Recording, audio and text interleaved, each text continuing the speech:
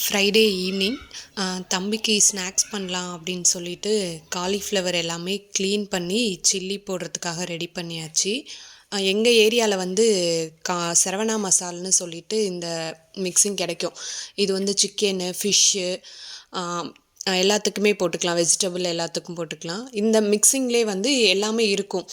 ஆனால் எதுவும் சால்ட்டுலேருந்து எல்லாமே இருக்கும். ஆனால் சேர்க்க தேவையில்ல. நான் கொஞ்சம் இது தம்பி காரமாக சாப்பிட மாட்டான் அப்படின்றனால கூட கொஞ்சம் கார்ன்ஃப்ளாரும் அரிசி மாவும் சேர்த்து தான் நான் எப்போவுமே பண்ணுவேன். மசாலாவும் ரொம்ப மைல்டாக தான், அதாவது லைட்டாக அந்த ஸ்பைசினஸ் இருந்தால் போதும் அப்படின்றதுக்காக கம்மியாக தான் போட்டிருப்பேன்.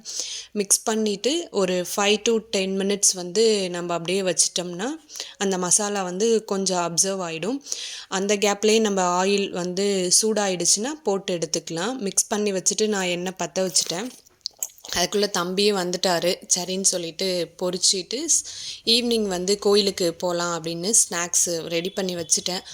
தம்பி சாப்பிட்டுட்டு இருந்தான். நான் குளிச்சுட்டு சரி இன்றைக்கி வெள்ளிக்கிழமை கோவிலுக்கு போகலாம் அப்படின்ட்டு வீட்டில் விளக்கேற்றி சாமி கும்பிட்டோம்.